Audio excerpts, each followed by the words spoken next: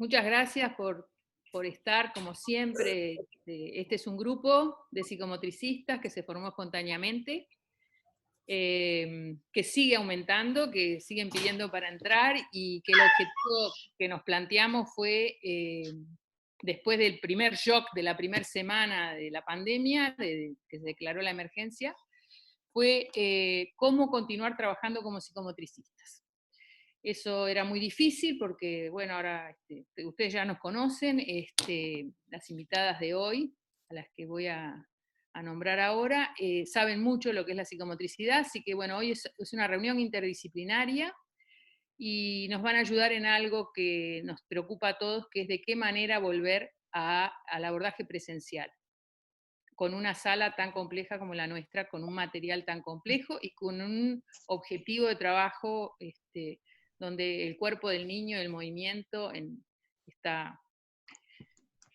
la base, y que tenemos un amplio abanico asistencial, digamos, con niños graves, con niños no tan graves, y bueno, cada realidad es diferente. Bueno, hoy tenemos el enorme placer de contar con, yo le voy a hacer así, me perdonan las invitadas, pero yo voy a decir lo que siento. No voy a hablar de ningún currículum ni de ningún título, voy a hablar de algo más importante, que está antes que todo, de todo eso, que es la calidad humana de las personas que están hoy con nosotros. Son pediatras y una psiquiatra infantil, la doctora Inés Iraola, la doctora Estela Gutiérrez, la doctora Teresa Brioso, pediatras, y Analía Camiroaga, psiquiatra infantil, que muchos conocen porque están mucho en los cursos que hemos dado. Ellas son amigas de la vida profesional, interdisciplinaria, y bueno, hemos hecho muchos cursos, muchas jornadas y cursos juntas, y hemos sobre todo disfrutado del placer de estar juntas, de construir conocimiento, pero sobre todo de hacer algo que es lo que llama Denise Nachmanovich, que me encanta, esta epistemóloga argentina, que no habla de ciudadanía, habla de cuidadanía.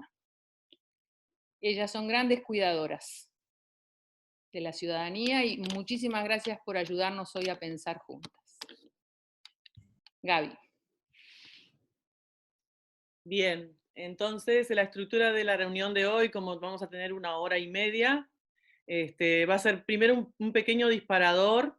No sé si por ahí ya está Gabriela Silva, que le queremos agradecer a Gabriela que hizo toda la recopilación de los protocolos que se están elaborando.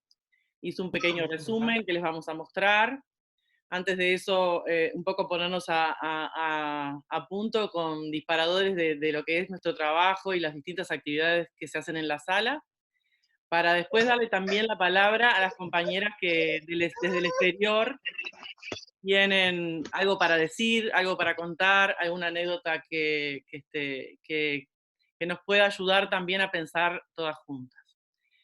No sé por qué, pero ya somos 107, el tope era 100, así que mejor, que sigan entrando nomás.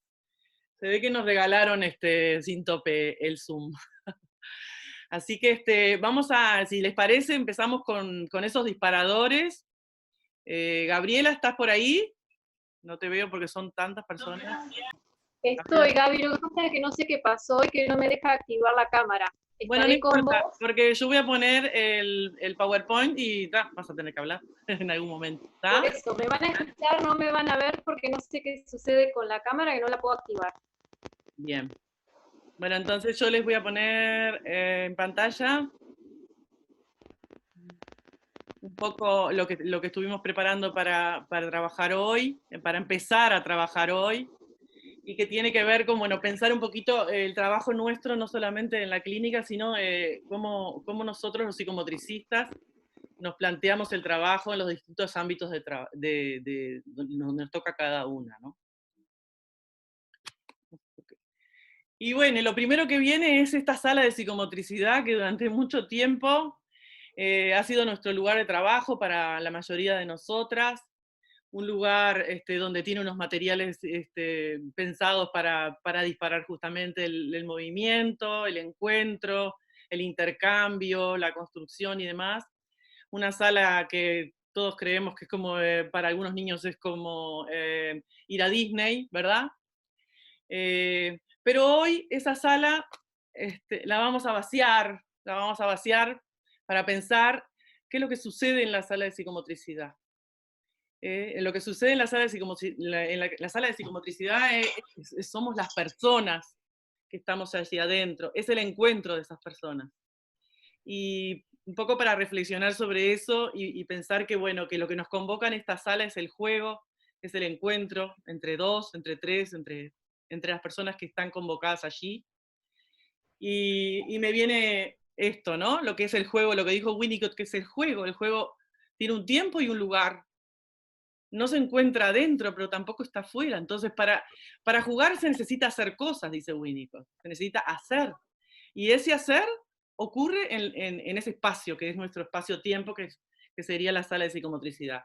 Durante un tiempo, durante todo este tiempo de la cuarentena, encontramos otros espacio-tiempos, que son la videollamada, las llamadas telefónicas, etc.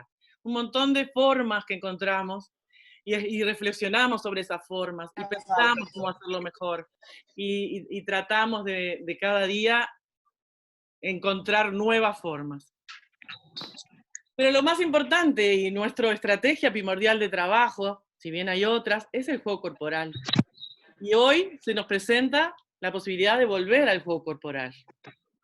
Cuando volvamos a la presencialidad, vamos a tener otra vez el encuentro corporal con el otro, pero de una manera capaz distinta. Y yo quería rescatar un poco, bueno, que esa herramienta que tenemos la vamos a seguir teniendo, porque nuestra producción corporal frente al otro, esa intersubjetividad que sucede en la sesión, el encuentro con el otro, va a seguir estando.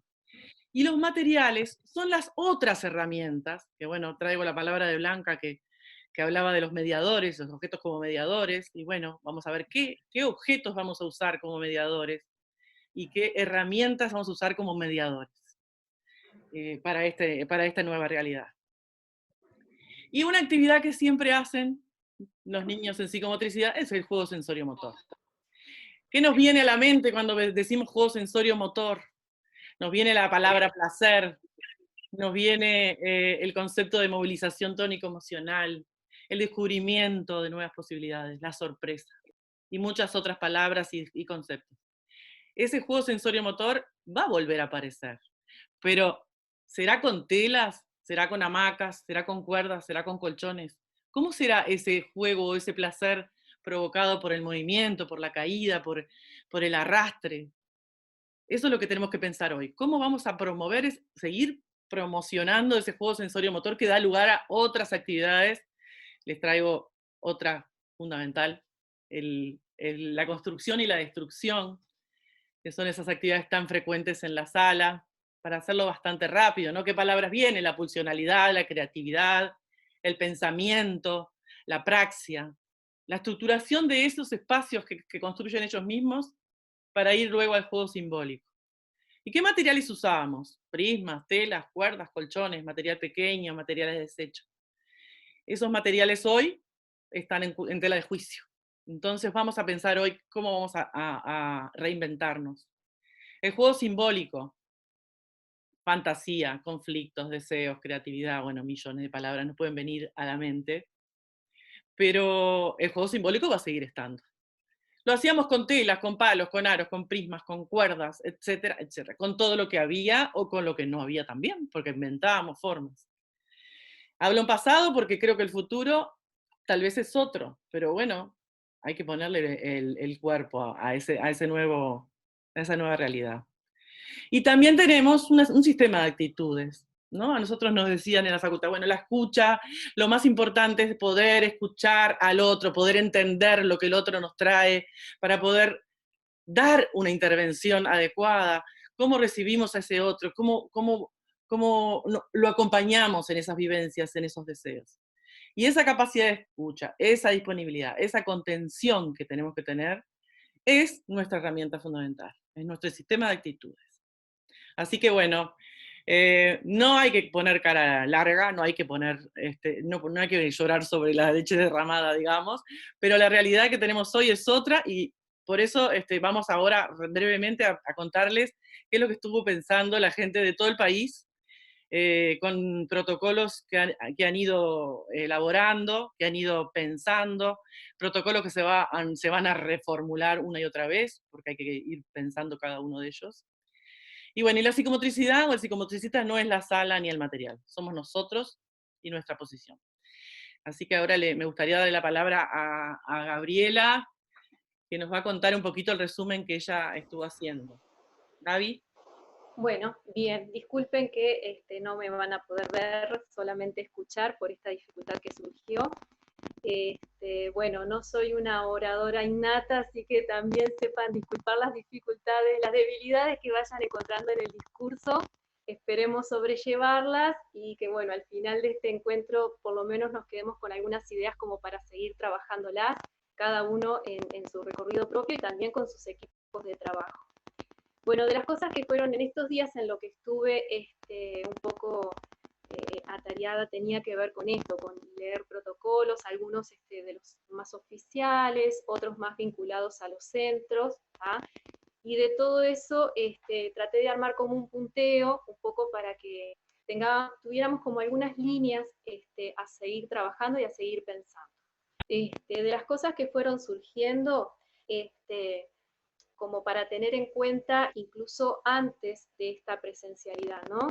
Y aparecen ahí los aspectos a tener en cuenta al momento de retomar, ¿tá? Bueno, aparece algo como que quizás en realidad ya lo estábamos haciendo, porque en esto de mantener el contacto con las familias, a través de las intervenciones a distancia, en realidad ya estábamos como haciendo ese relevamiento, pero bueno, ahora es como poder pensarlo mejor en función de si es posible retomar o no. El relevamiento de las familias que se encuentran en condiciones de retomar esa presencialidad, ¿no? Que es ese primer punto que aparecía por ahí. En esto que veníamos hablando ya desde los encuentros anteriores, de que es tan amplio el universo de las familias y de los chiquilines con los que nos trabajamos, que está bien bueno poder ir como tomando más contacto con sus posibilidades de poder retomar o no, su deseo de poder retomar o no, en qué condiciones lo podrían hacer o no. ¿tá? También surgió esto de el universo tan amplio que son los equipos de trabajo, donde también allí aparecen como muchas variables, donde algunos de los integrantes de ese equipo pueden estar como más afín a retomar el trabajo presencial, otros quizás no tanto, porque bueno, ahí también se juegan los miedos de cada uno, las situaciones de riesgo que cada uno puede estar teniendo presentes, entonces eso de también conocer el estado de ese equipo a la hora de encarar ese volver al encuentro presencial o continuar con un trabajo un poco más a distancia. Los aspectos edilicios, también a tener consideraciones en eso, quizás es un detalle que uno a veces no lo tiene tan presente, pero es sumamente importante en este momento de pensar esa presencialidad, ¿no? Qué espacios se cuentan, cuáles son los espacios abiertos, cuántas entradas hay al centro, porque eso puede ayudar mucho a organizarlo a la hora de pensar en el reintegro.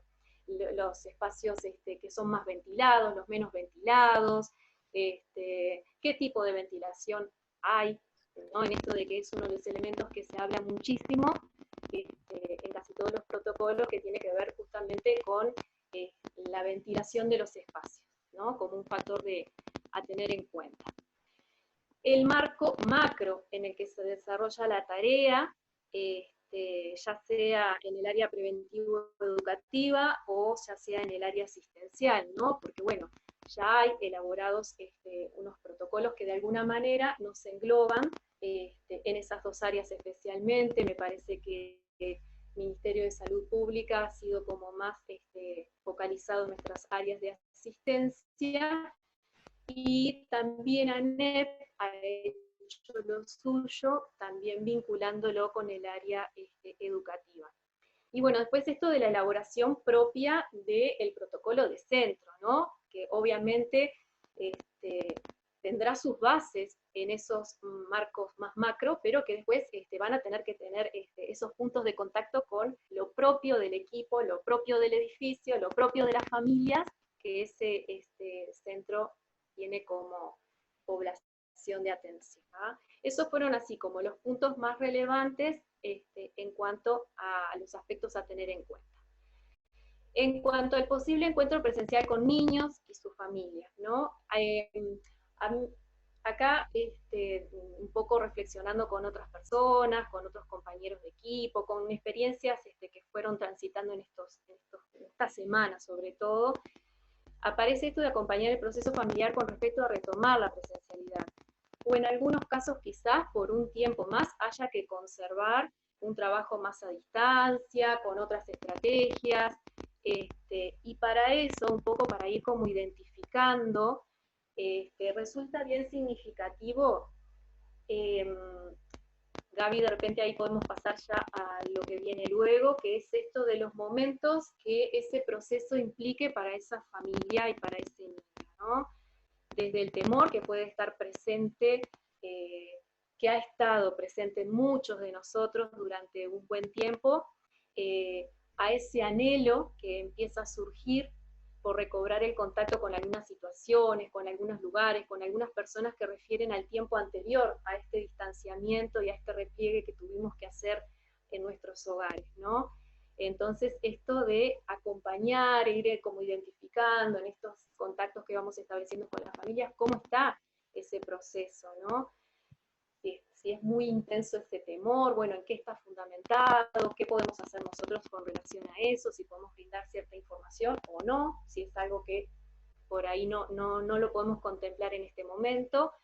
También puede ser que esa familia esté transitando un momento como de necesidad de retomar el encuentro, lo cual a veces puede dejarse ver en el discurso familiar o del niño, ¿no? Cuando estamos interactuando con él puede ser algo muy espontáneo de ese nene o de esa niña, o también puede ser algo que se desliza en una conversación con la familia. Y también puede ser que nos encontremos con que esa familia en relación a su hijo esté como en el momento de la toma de decisión de cómo concretar la salida de casa, la llegada al centro, el reordenar la dinámica familiar propia de la permanencia en el ámbito del hogar de muchos o todos de sus integrantes, porque también pasa eso. Una vez que esa familia toma como la decisión de que, bueno, sí, quiere restablecer el contacto presencial, ya sea en el centro terapéutico o en el centro educativo, pero también tiene que poder como reordenar la dinámica a nivel familiar para poder concretarlo, ¿no? Porque a veces hay otros chiquilines en casa, bueno, a ver con quién los vamos a dejar, cómo nos vamos a trasladar, entonces todo eso moviliza otras tantas interrogantes que forman parte de este proceso, ¿no?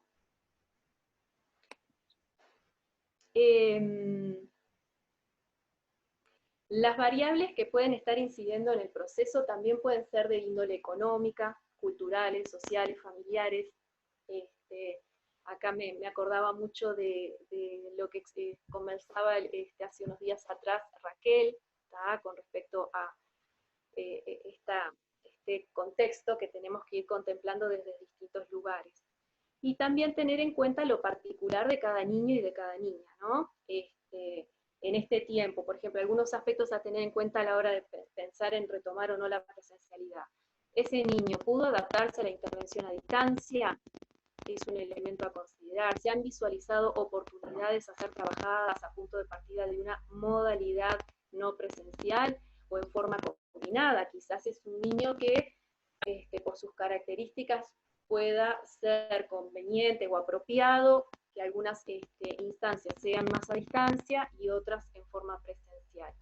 Presenta elementos de riesgo a ser considerados especialmente al momento de pensar en la presencialidad o en la distancia, ¿no? Pueden ser situaciones de riesgo a tener presentes a la hora de poder definir si es más conveniente dar prioridad al reintegro, a las sesiones, a los encuentros, o si podemos esperar un poquito más. Resulta dificultosa su adaptabilidad a lo planteado en el protocolo del centro ante la atención a través de sesiones presenciales presenciales, y ese también es un elemento que puede ser tenido en cuenta a la hora de definir mejor si es adecuado que ese niño retome en breve o si es más apropiado esperar un tiempito más. Bueno, eso es un poquito como los puntos, ¿no? Que me parecían significativos, que fueron como surgiendo de los distintos protocolos, de las distintas charlas de elaboración de los protocolos, de las reflexiones que fueron surgiendo en los distintos encuentros. Me parecían que eran como los grandes elementos, ¿no? Estas cuestiones, estas variables que contextualizan al niño y su familia, el proceso que esa familia esté realizando en torno al reencuentro, a la salida de casa o no, y lo particular de cada niño, ¿no? Al tiempo que se van visualizando y abordando estos aspectos, ha de ser pensado, armado, desarmado y rearmado el protocolo que ha de seguir el equipo de trabajo, ¿tá? Un protocolo implica lineamientos generales a seguir. Por definición, puede ser un documento o normativa que establece cómo se debe actuar en ciertos procedimientos. De este modo, recopila conductas, acciones y técnicas que se consideran adecuadas ante ciertas situaciones. Eso sería como lo que deberíamos pensar al hablar de protocolo, que es una palabra que está como en estos días muy en boca. No obstante, el conocimiento que el equipo terapéutico o educativo ha construido acerca de cada niño o niña y su contexto deberían motivar y dar lugar a aquellas adaptaciones más pertinentes, procurando una conjunción lo más armónica posible entre protocolo, singularidad de cada niño, niña y familia, y el hacer psicomotriz, ¿no? Y ahí es que aparece esto de armar y desarmar, porque uno puede ir como probando algunas estrategias, ver si eso funciona, quizás funcionan para unas familias pero no para otras, entonces ese amalgamar el protocolo con esos lineamientos generales, pero después poder ir como encajándolo mejor de acuerdo a cada situación y cada particularidad. Eso me parece súper importante. Creo que en ese sentido la psicomotricidad en sí tiene como mucha experiencia, ¿no? En poder ir adaptando su hacer, su pensar, y en este caso, bueno, estos marcos que de alguna manera nos habilitan a retomar el trabajo presencial, pero que también, como lo planteaba a modo de interrogante Gabriela hace un ratito, nos cuestiona mucho en el cómo hacerlo en este contexto, ¿no?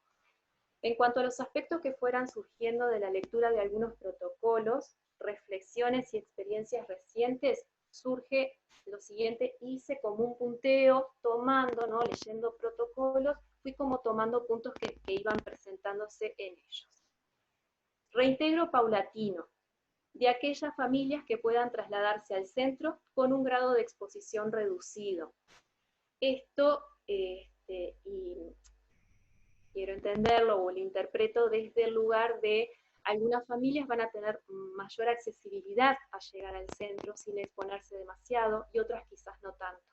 Y ese es un elemento que de repente puede estar bien interesante chequearlo previamente, como para poder hacer todos los ajustes que sean posibles. Hay otros que quizás no podamos, pero bueno, si está dentro de nuestras posibilidades, adecuar algo para que esa familia llegue de mejor manera, podríamos tenerlo presente si lo podemos recabar esa información previamente.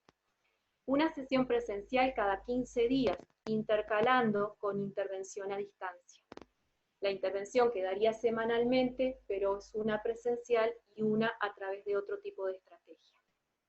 Atención presencial no obligatoria. Desde los marcos macro se maneja esto de la no obligatoriedad. Entonces, tenerlo presente ante la familia, y en caso de que la familia decida no concurrir, la intervención será a distancia. Asistencia sin síntomas de gripe o resfrío. Es otro de los puntos que van apareciendo en muchos de estos protocolos. Reducir la cantidad de personas circulando en el centro, como otro punto a seguir, ¿no? A pensar. Se sugiere un adulto acompañante por niño. Si bien la sala de espera será ventilada e higienizada regularmente, en la medida de lo posible se sugerirá al acompañante esperar en el espacio exterior o vehículo. Ahora se nos aproxima justamente la temporada donde el clima no ayuda para estas cuestiones, ¿no? Pero bueno, en la medida de lo posible, poder sugerirlo, ¿tá? Después otro aspecto que también se reitera bastante, dejar el calzado en la sala de espera previo al ingreso al espacio de trabajo correspondiente. También está el otro mecanismo de la alfombra sanitaria, ¿tá? Pero para ir tomando los puntos que iban surgiendo en los protocolos. Una persona del centro es quien acompaña a cada niño a su respectivo espacio de trabajo y luego de regreso a la sala de espera. Esto pensando en esto de reducir la cantidad de gente que circule por el consultorio, ¿no? Por el centro. Siguiendo en la misma línea, en caso de ser pertinente una devolución al acompañante luego de transcurrida la sesión, la misma se concretaría mediante un mensaje de audio o una llamada, ¿tá? Para no postergar demasiado la presencia de ese familiar o ese referente y que no empiecen a sumarse, porque van a ir llegando otras personas también para las sesiones siguientes, entonces para que no haya concomitancia de muchas personas, esa es una posibilidad que se ha manejado. Elaborar un cronograma de centro a fin de organizar días y horarios en los que atenderá cada integrante del equipo, y de esa manera tratar de reducir la simultaneidad de consultas, nuevamente con la misma idea, que no haya tantas personas presentes en el consultorio. Organización espacial, quedando la idoneidad de cada centro estrechamente ligada a las características edilicias. Esto que yo decía hace un ratito para atrás, puede ser que el centro tenga 2 vías de ingreso, entonces ahí de repente, si el edificio lo permite por su organización, es posible que de repente en un sector se maneje los niños que llegan a psicomotricidad y de repente en el otro sector se encuentra trabajando una fonoaudióloga. Entonces se pueden organizar 2 espacios de espera, se puede reducir el cruzamiento de personas. Eso va a depender muchísimo de cada centro, cómo son sus características, ¿tá? Por ahí creo que venía este punto de la organización del centro. Bien, después como otra línea que fui identificando, ¿no? Medidas a tener en cuenta una vez que se vayan concretando las sesiones presenciales, ¿tá? Porque lo anterior podía ser hasta, podíamos pensarlo como algo preparatorio para. Ahora ya teniendo en cuenta que tenemos ese niño y esa familia presentes. Uso de barbijo en adulto acompañante, en caso de no poder contar con él, el centro lo puede proveer. Higiene del calzado previo al ingreso al centro, esto que yo les decía, que incluso en el grupo se ha compartido algunas propuestas de alfombra sanitaria, en otros centros se está utilizando alcohol líquido, se pulveriza la planta, la suela del zapato, en fin, hay como distintas modalidades. En otro hay también el uso como del trapo de piso, digamos, sobre una alfombrita, y es ahí donde se higieniza el calzado antes de ingresar al centro. Higiene y ventilación de la sala de espera, algo que se propone hacerlo con bastante frecuencia. Uso de barbijo en niños, y esto fue algo que también surgió en el grupo, como para ver cómo trabajarlo en estos niños. Con algunos será mucho más sencillo, con otros no tanto, habrá que ver en qué casos sí, en qué casos no, en fin, es bien variado. Uso de alcohol en gel, también hacer algo trabajado con los niños, y ver el cómo poder trabajarlo de la mejor manera. Medidas a tener en cuenta, seguimos con lo mismo, ¿no? Seguimos con las mismas medidas pensando en que ya estamos con los chiquilines en el centro. La posibilidad, si el espacio nuevamente lo permite, de generar como una especie de antesala, que es como usarlo a modo de vestuario, por llamarlo de alguna forma, que puede ser contiguo al ingreso a la sala de psicomotricidad. Y en ese espacio poder descalzarse, dejar la ropa de abrigo, si alguna familia ha tomado la decisión de que ese niño utilice una ropa para manejarse en el exterior y otra ropa para estar en casa, y quieren dejar algo de esa indumentaria, puede hacerse en ese lugar. Ahí también poder hacer la higiene de manos previo al ingreso a la sala. Si contamos con algo para hacer el lavado de manos, y si no contamos con eso, bueno, el alcohol en gel. Mascarilla y o barbijo para la o el psicomotricista. También se manejó en nuestro grupo esto de los barbijos inclusivos, que ahora se están como instrumentando. Está la mascarilla también, como para tener dos opciones a la hora de buscar algo que de alguna manera nos proteja y proteja al otro en relación a la calle, ¿no? Vestimenta a tener en cuenta por la o el psicomotricista. En algunos casos se está probando esto de cubrir la ropa con alguna prenda que sea más impermeable, y después de cada sesión poder, con un pulverizador, poder hacer como una higiene de esa ropa posterior a cada sesión con alcohol líquido. Sala de psicomotricidad, y ahí nos enganchamos con lo que traía Gabriela recién. Bueno, ¿qué materiales sí? ¿Qué materiales no? La higiene del espacio y de esos materiales, la ventilación, si es posible, durante y luego de cada sesión. En algunos espacios de trabajo hay algunos materiales que directamente en este momento no se están utilizando, o sea, no se están poniendo a disposición, y se ha conservado todos aquellos que pueden ser higienizados una vez que finaliza la sesión con el niño. Sobre todo los elementos plásticos, la madera, en algunos casos algunas maderas, no todos, goma, las pelotas, los aros, esos que son fácilmente lavables una vez que termina la sesión son los que quedan a disposición. Y se resguardan aquellos con mayor dificultad, como todo lo que implique tela, ¿no? También hay hay telas lavables, ¿no? Que pueden ser perfectamente adaptables, por lo menos por un tiempo. Algunos de los materiales que tanto nos enriquecen el trabajo en la sala. Bueno, lo de la ventilación de la sala no es un detalle menor, porque eso hace a veces, nos hace estructurar todo lo que refiere a los horarios de las sesiones y los espacios entre sesiones. Bueno, también esto de sesiones individuales, sesiones grupales, cómo encarar unas, cómo encarar las otras, cómo trabajar el distanciamiento durante una sesión en caso de que sea grupal. Algo que ha surgido y que, bueno, me parece que da como para ir pensándolo.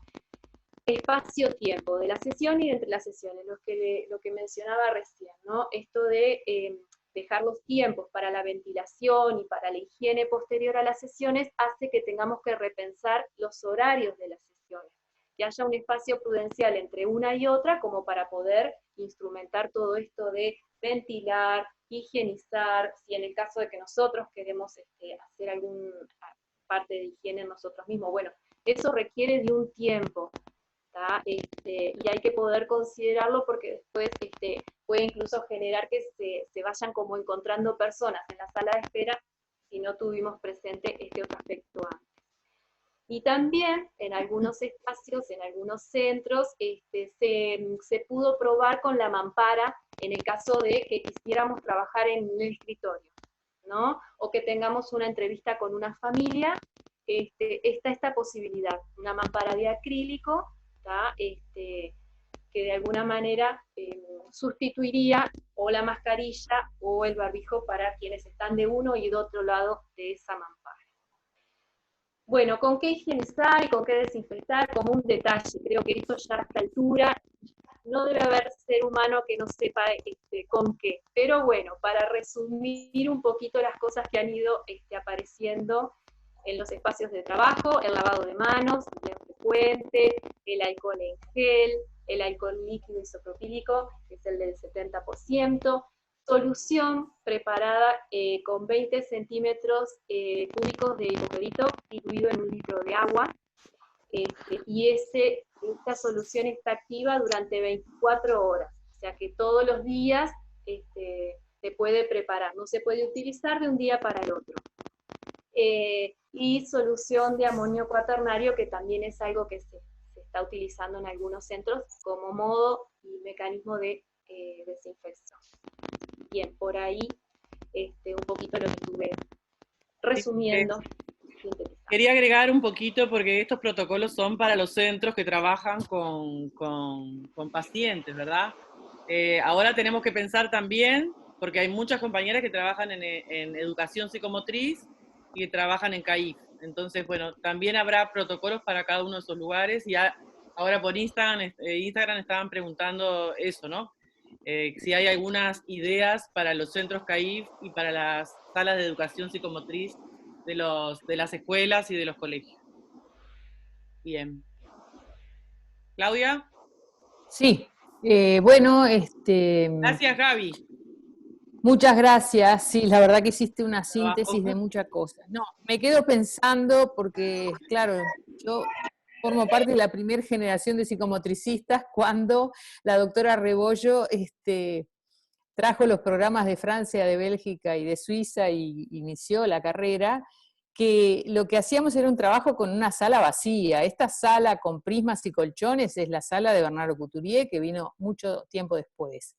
El trabajo que hacíamos era un trabajo más próximo a la fase que llamamos del cuerpo consciente, donde lo cognitivo era, y la habilidad motora era lo principal, y todo lo que era el deseo del niño, el juego, es decir, lo que hacemos actualmente, que realmente es mucho más exquisito que aquello que hacíamos antes, se me viene a la mente como permanentemente aquella sala que era la del Hospital de Clínicas, donde empezamos a hacer aquella psicomotricidad que se llamaba reeducación.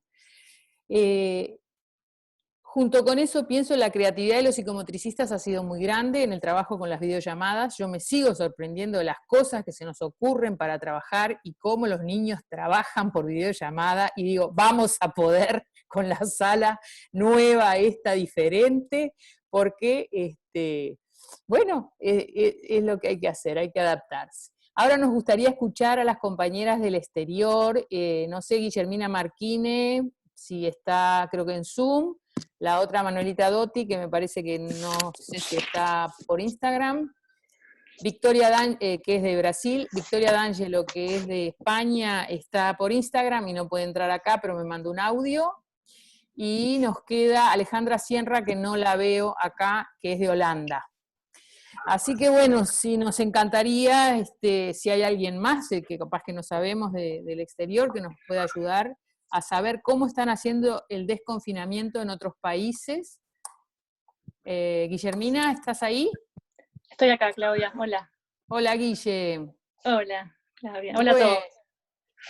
Guille es una querida amiga que vive en Londres hace mucho y que tuvo que hacer terapia ocupacional porque allá no revalidan el título de psicomotricista. Así que bueno, se hizo todo de nuevo. Guille. Bueno, primero que nada, decir que es un placer estar en esta reunión con tanta gente con tanta experiencia, mucho más experiencia que yo. Y bueno, después, muy corto para explicar un poco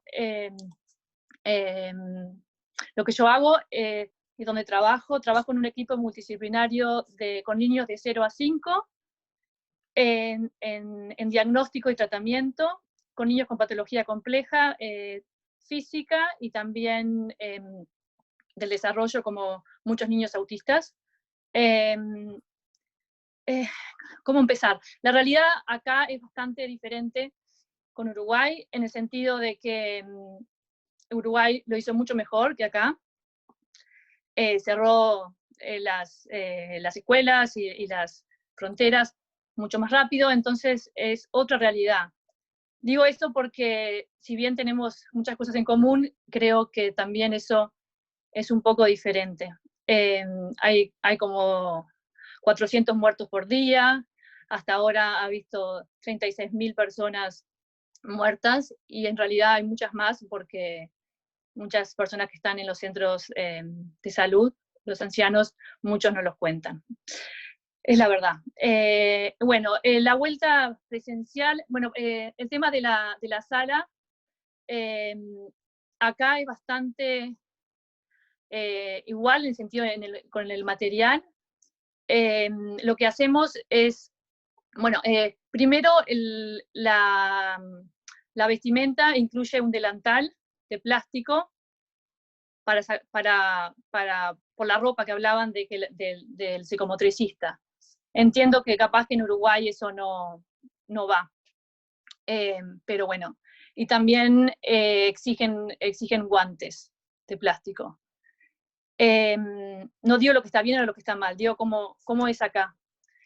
Después, con respecto acá el protocolo es un poco diferente, que por ahora, por la realidad creo que estamos viviendo, que es peor que ahí, solo podemos ver a los pacientes muy graves, como que no se da mucho la opción si querés volver o no querés volver.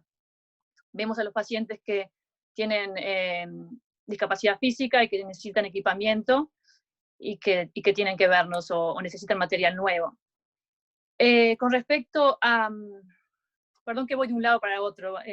No, tengo también está algunas muy bien. preguntas que hacerles, pero bueno, con el tema de la entrada a la sala, bueno, perdón, no a la sala, estoy hablando tengo una mezcla entre la vuelta de la escuela y la vuelta a la sala. A la sala como todavía no, como digo, solamente se puede ir a los pacientes graves con guantes, con máscara y con delantal. Y tampoco hacemos el trabajo que extraño mucho, que es el psicomotricista, de mucho contacto corporal. Sí hay un poco, pero no es esencial, digamos, que esto es una diferencia muy importante. Después, por ejemplo, en la escuela, que acabo de leer el protocolo, que empieza el 1 de junio acá, una de las escuelas de mis hijos ponen una cámara que mide la temperatura de los niños. Que toda la gente que entra al colegio le mide la temperatura. Eso una cosa que están haciendo acá o pensando. Después, una pregunta que tengo para ustedes es, ¿los padres entran a la sala o nunca entran? Depende, en los centros CAIF siempre, ¿no? Okay. En las experiencias oportunas siempre. Y en niños, imagínate en bebés, cuando se trabaja en clínica con bebés también. Entran Sí, los padres. no, la pregunta es que pregunto si es necesario que los padres que están en la sala de espera, como creo que Gabriela o María dijeron, si es necesario de que entren. Entiendo que por el clima y eso, pero creo que la mayoría de la gente, por lo menos en algunos sectores, podrán quedarse en el auto. No sé, eso es una de las cosas. Sí, esas son cosas a pensar, porque además depende del niño que ya está en tratamiento, o que ya conoce el centro, que ya tiene un vínculo, del niño que recién ingresa, obviamente, y si es pequeñito, y de la patología, o sea que son varias Sí, es muy variables. particular. No digo, pero es una pregunta, si es necesario, o si en todos los casos es necesario, o en algunos casos se puede, no sé, es una de las preguntas si sería necesario generalizar que todos esperen en la sala de espera o solo los que realmente es necesario. Eso nada más me pregunto, no digo como lo que es lo que tengan que hacer, para nada. Después, porque eso es lo que se está pensando acá, me parece. Que entren solos sin los padres y los padres queden lo más posible afuera. Sí. Está bien. Sí. Aunque en realidad acá los padres, en realidad, estoy mezclando entre la escuela y la psicomotricidad, porque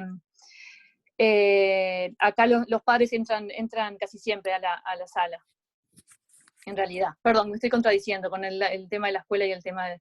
Digo nada más que si el niño puede entrar a la sala solo y no necesita al padre, y es posible, dentro de lo posible sí puede ser flexible eso, nada más. Pero me parece que ya lo estaban pensando. Después, lo que más me encanta, Perá, Guillermina, de todo lo que estás diciendo, es que esa mezcla que vos decís, ay, pedís perdón, que no tenés nada que pedir perdón, da muestra de lo que está pasando con todas las mamás que están, las familias que están con los hijos y trabajando desde adentro. Tú tenés 3 hijos que están haciendo las tareas escolares, que tenés que hacer todas las cosas de la casa y además la del trabajo. Entonces me encanta que te confundas. ¿Qué querés que te diga? Perdón, perdón a todas, no tengo la mente clara para nada. Sí, justo, perdón, en la cena que fue hace una hora, mis dos hijas diciendo, estoy preocupada, mamá, por la vuelta a la escuela, tengo dos que van a empezar y una que no. Bueno, entonces fue un poco movida la entrada a la llamada. Estoy intentando, hacer un resumen y dejarles el tiempo a las otras personas. ¿Qué más? Para limpiar el material usamos unas toallitas antibacteriales. Limpiamos todo el material entre pacientes. Y eso en general también lo hacíamos antes. Así que no es tanto cambio para nosotros. Después el tema de en la sala acá, que no sé cómo es ahí, hay para lavarse las manos. Que acá es toda como la recomendación principal es que solo usar el gel cuando no hay para lavarse las manos. Y me parece que eso, creo que se resumen. Con el tema de los encuentros con menos gente, no sé tanto en la sala porque todavía no hemos vuelto, como digo, solamente estamos viendo los niños de urgencia, que también voy a la casa, pero capaz que sirve para pensar que en las escuelas ahora están haciendo como reduciendo el contacto con los adultos. Pensar capaz que la gente que lo recibe al niño sea siempre la misma, como que cada niño tenga, no sé si es diferente la gente que lo puede recibir al niño, pero están tratando de reducir el contacto de niños con las personas también adultas. Por ejemplo, en los colegios arman grupitos de 6 y 7 niños con una maestra sola y los recreos y todo solamente están con esa maestra y esos niños para disminuir el riesgo de contagio, si hay alguien que esté enfermo. Pero no sé si eso es importante o no. Nada más. Sí. O sea, Guille, mirá que no tenemos las compañeras, Alejandra Sierra no está y Manuelita tampoco, así que podés tomarte más tiempo para contarnos. ¿Qué pasa con el barbijo y no sé, si usan máscaras, si usan las dos cosas? Porque por dijiste, ahora por ahora... Y en los niños. Los niños no, como que acá dicen que la evidencia científica, no lo he estudiado mucho, pero acá dice que los niños no necesitan barbijo. Uh-huh. Que tanto en las escuelas como en los contactos asistenciales. ¿Y tú qué usás cuando estás trabajando? ¿Vas a usar barbijo y también la cuestión esta, tipo una que es un poco mampara? como de ir a la construcción, sí, como a la guerra. Yo siempre hago un chiste, como todas harán, para no asustar, pero sí, es como un visor que todavía no lo he usado. Como digo, la mayoría de mi trabajo por ahora es en la casa. He salido solamente 2 veces a hacer salidas a las casas de los pacientes y lo he hecho con la máscara normal, que ahí le llaman el barbillo. Claro. Y el lavado, y hay un sistema que si quieren les paso un video me imagino que hay también, y hay pediatras que están escuchando, que es cómo ponerse y cómo sacarse, y cambiarse con cada paciente. O sea, no es solamente tener una máscara, la máscara se cambia con cada paciente que viene.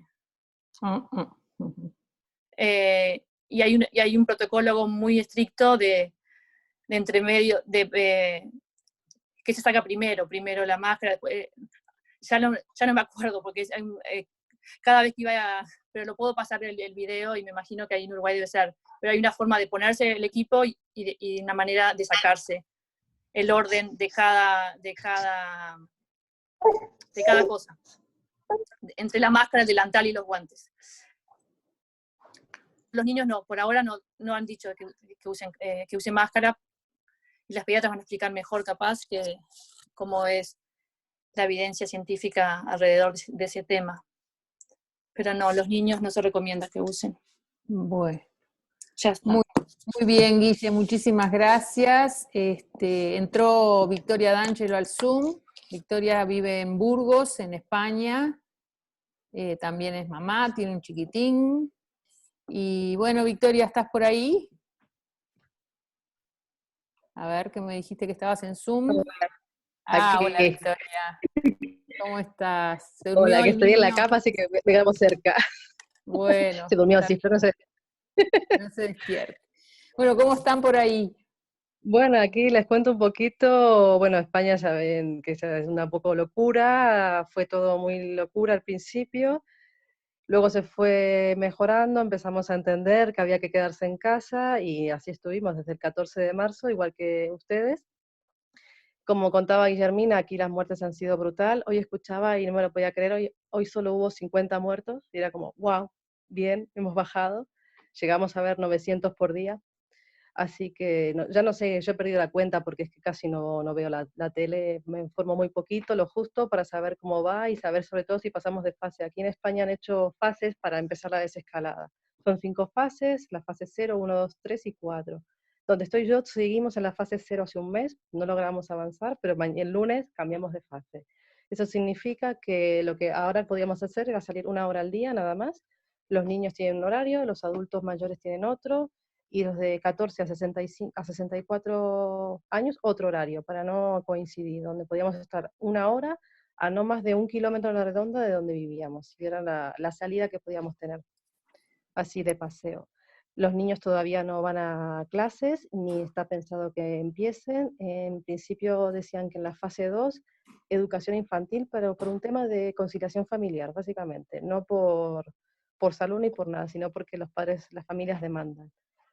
Lo que se habla, por lo menos en mi comunidad, es de empezar las clases en septiembre, que es cuando toca, porque en junio acaban las clases, o sea, este curso se da por acabado y no se va a empezar. Y lo que te comentaba antes, la ministra de Educación empezó a plantear que en los colegios se empiecen a reformar o replantearse los salones de clase, que sean más amplios, entonces utilizar gimnasios, utilizar los patios, estar al aire libre lo más posible, pero todo aquí como que están dando palos de ciegos, ¿no? Todos los días dicen cosas distintas y la verdad que hay muchísima incertidumbre en cuanto a la vuelta a clases. Yo estoy también en trabajo en el transporte escolar, están hablando de que no pueden ir los niños juntos, que tienen que ir separados, con las mascarillas en autobús, con las mascarillas obligatorias, pero tampoco está muy claro. Y yo trabajo en la parte de psicomotricidad, trabajo en educación, en prevención, con niños muy pequeñitos, y no tenemos nada claro cómo vamos a hacer, ni cómo vamos a empezar y si vamos a empezar. Suspendimos en marzo porque entendíamos que no tenía cabida y ahora no tenemos muy claro si en septiembre podremos volver a retomar nuestros talleres con familias, pues trabajamos con las familias y los niños en la sala, por lo cual no lo vemos para nada viable y más por las cosas que, cómo lo están planteando la vuelta a clases de los niños. Y eso es un poquito así lo que os comento. Bueno, es obligatorio desde ayer el uso de mascarillas en espacios públicos donde no se pueda mantener la distancia y en todos los espacios cerrados. Y los guantes solamente se utilizan, se recomiendan, por ejemplo, en el supermercado. Y después en cuanto a tratamientos y todo, por lo que sé, están todos suspendidos, solamente, igual que lo comentaba Guillermina, los pacientes más graves están teniendo alguna atención, pero lo mínimo, incluso menos todavía. En el caso de los niños autistas, por ejemplo, sí estaban saliendo, bueno, ellos siempre han salido, han podido salir siempre a hacer su paseo desde el inicio del confinamiento, se les tuvo en cuenta. Y, por ejemplo, aquí en Burgos, la Asociación de Autismo tenía los ayudantes terapéuticos y esos mantuvieron su trabajo saliendo con los niños para también aliviar a las familias. Y eso es lo que les puedo contar un poco de aquí, no de España, de Burgos, porque además en España, en cada comunidad, en cada zona, es muy distinto cómo se gestiona, aunque hay parámetros generales, pero bueno, aquí en España tiene esa peculiaridad de cada comunidad ser como un mini país. Así que bueno, eso es lo que les cuento un poquito. No sé si tienen alguna pregunta. Muchas gracias. Yo lo que estoy buscando acá, Gabriela, es en el Sí. WhatsApp lo que comentó Alejandra de Holanda y lo que comentó Manuelita Dotti de Porto Alegre. Y no lo estoy encontrando, fue el miércoles. Yo estoy sin teléfono porque lo tengo en el vivo. Bueno, a ver. O alguien que lo pueda buscar, están todas en el chat. El que lo encuentre primero habla. Mientras lo buscan... Acá, Alejandra Sienra. Bien. Les cuento, acá en Holanda retomaron las clases. Mi hija va todos los días, salvo una mañana. Nadie usa tapabocas. Los padres nos acercamos a 1,5 metros de las maestras y entre nosotros, o sea, la distancia es 1,5 metros. Ella llega, la maestra, y esperan en el patio jugando niños y maestra. Cuando entran se lavan las manos una vez y luego lo normal, con la comida y al ir al baño. Reciben afecto y contacto de sus maestras. El contagio y mortandad sigue bajando. El gobierno prevé test para los docentes en forma frecuente y licencia a los que sean personal de riesgo. La gran mayoría volvió a trabajar en el ámbito educativo con entusiasmo. Las maestras no se están infectando, los niños juegan juntos sin pensar en absoluto en el corona. En Holanda. Me voy para Holanda, chicas. Parece como ideal. Esto es bárbaro. Bueno, y Manuelita contó que Brasil está más... Bueno, acá sigue Alejandra diciendo que se mudó en febrero a Holanda y que un mes después explotó el COVID, que estuvo movidito, pero que otros países nórdicos quizás también siguen la misma línea que Holanda, de no pedir cosas, dice, ridículas a los niños, porque justamente serían a costa de un gran daño. Hay que empoderarse ahí y ofrecer ejemplos para pelear un poco, acá en Uruguay, quiere decir, medidas de tener más en cuenta, digamos, lo que es un niño, lo que esto de estar como con tanto miedo. La distancia social o tapabocas a preescolares o escolares se considera impensable en los países nórdicos. ¿Sí? Y dice que no hay tanto miedo a contagiarse, que el pánico no puede ser que guíe todo. Bueno, después está Guillermina, que lo habías escrito acá, Victoria D'Angelo, Manuelita. En Brasil va a depender de cada estado. Ella vive en Porto Alegre. Cada estado acá es como un país aparte. Hay algunos en que las muertes sobrepasan más de 400 por día. Vivo en Río Grande do Sul, por acá venimos súper bien. A partir de mañana, shopping y restaurantes estarán permitidos a partir de mediados del mes que viene, escuelas y jardines. Aparentemente no se sabe todavía cómo será el retorno, pero ya hablaron de que pueden exigir el uso de máscaras. Les cuento cuando se sepa bien cómo va a ser la vuelta a las clases. Eso es un poquito, bueno, el panorama variadito de todas las compañeras. Bueno, vamos a organizarnos ahora por las compañeras que quieran hablar. Las pediatras. Las pediatras, por supuesto, que vayan organizando para que el tiempo lo podamos aprovechar. Obviamente que hoy no vamos a llegar a...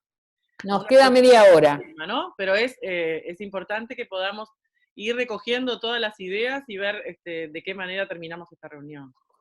Gaby, tengo una idea. Yo me ocupo del chat. Sí. Y que por el chat vayan las compañeras participando, y no sé si están los dos compañeros que tenemos 2 varones, y que las pediatras nos puedan dar, bueno, alguna idea, charlar, y Analía como psiquiatra, alguna idea para... Bien.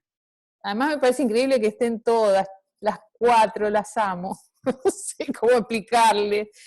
Qué buenas que son, ¿no? Porque le pedí a una y vinieron todas, son lo máximo. Bien. A ver. Raquel, ¿quieres hablar? Sí, solo algo bien puntual, porque lo preguntaron y sé que la duda está, y es que INAU recién está elaborando protocolos, todavía no emitió ningún protocolo. Se está trabajando en ello. ¿Estamos? Gracias, Raquel. ¿Y los CAIF? De los CAIF.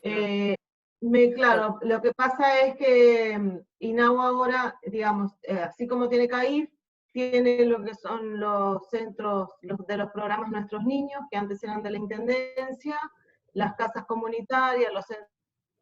O sea que INAU abarca todo, y va a ser un Los protocolo CAPI, para que todo. son como las guarderías de INAU que eran antes. Exactamente. Entonces, por eso digo INAU, que cubre toda la atención a primera infancia, pero perdón. todavía no se ha adherido. No, mi ignorancia. No, perfecto. ¿Está? Claudia, ¿me escuchan? ¿Sí? Sí, Estela, ¿cómo estás? Adelante. ¿Cómo estás? Te veo bárbara. Sí, voy rumbo a Punta del Este, así que estoy bárbara. Estás con un movimiento en el auto, bueno. Bueno, no pude sacar apuntes porque estoy en el auto, pero quería hacer algunos comentarios. El mundo perfecto no existe, ¿no? Pero ustedes psicomotricistas tienen dos cosas muy a favor, que son jóvenes, por lo tanto, si se agarran el coronavirus no les va a pasar nada, y trabajan con niños, que si se agarran coronavirus no les va a pasar nada. Tengan esto en cuenta. ¿Qué pienso yo de todo esto? Me llamó la atención algunas de las medidas que pensaron que podían tomar, que son medidas que nosotros pediatras tomamos frente a niños con posibles COVID. Jamás se nos ocurre tomar esas medidas para un niño que no tiene síntomas. Es decir, hay que diferenciar dos tipos de niños. Niños sin síntomas respiratorios, niños con síntomas respiratorios. El niño sin síntomas respiratorios, por favor, trátenlo como un niño normal, no como un niño enfermo. Ahora, para que ustedes tengan una idea del impacto del COVID en los niños, les quiero dar algunas cifras. En Casbu, por ejemplo, que es el lugar donde yo trabajo, habitualmente siempre había 80 consultas por día de niños en puerta. Desde que suspendieron las clases, más un poco, por supuesto, el miedo a salir de algunos adultos, de 80 pasamos a 8, para que vean el impacto de la ausencia de clases. Por supuesto que los que llegan a puerta, muchísimos ingresan, porque son cosas serias. Al día de hoy en Uruguay, de los 750 creo que hay que han tenido infección por COVID, solo 15 corresponden a menores de 15 años. Un poco para entender, digamos, la flexibilidad que uno tiene que tener como persona frente a los niños.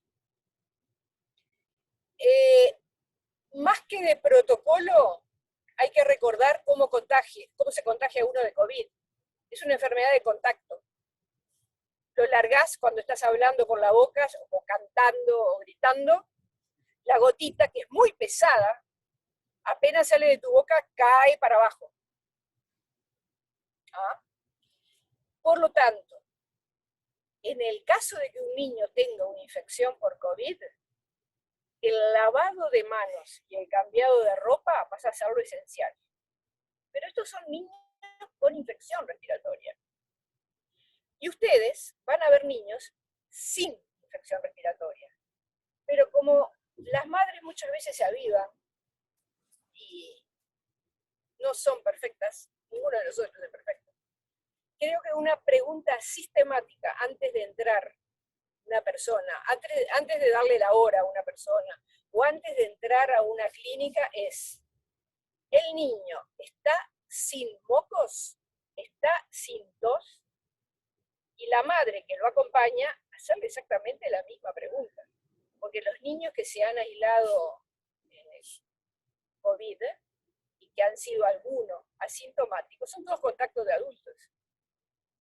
Claro. Entonces creo que hay que insistir en esa pregunta, porque algunas madres piensan que por algún moquito que tiene no pasa nada, ¿qué va a hacer el COVID? No, el moquito que tenga, el niño no hace psicomotricidad. Esperará la próxima sesión. Entonces creo que eso es la puerta de entrada a la clínica. Señora, usted no tiene una suerte de triage, ¿no? Un mínimo triage. Una especie de triage, exactamente. Un mínimo triage que hay que tener en cuenta antes digamos, esto ya decirlo bueno, siempre que vaya a venir a la sala, estamos de acuerdo en que no puede tener ni tos, ni mocos, ni él, ni el hermano, ni ustedes, Exacto. ¿no?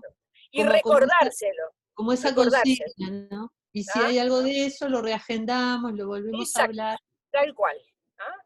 Y entonces ahí sí el niño va a entrar porque está asintomático. Y a un niño asintomático lo vamos a tratar como un niño asintomático.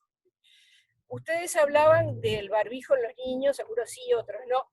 El niño menor de 2 años, 3 años, depende de cada niño, no puede usar barbijo por razones de asfixia, así directamente. La Academia Americana de Pediatría dice que no se puede usar, porque claro, le falta el aire. Se empieza a usar después de los 3. En general, cuando usamos el barbijo, niños que no tienen nada, pero por precaución, porque salieron a la calle, porque van al supermercado, se los hacemos con esos barbijos de dibujitos, de tela, que son un poquito más agradables, se lavan con agua y jabón y se pueden reusar.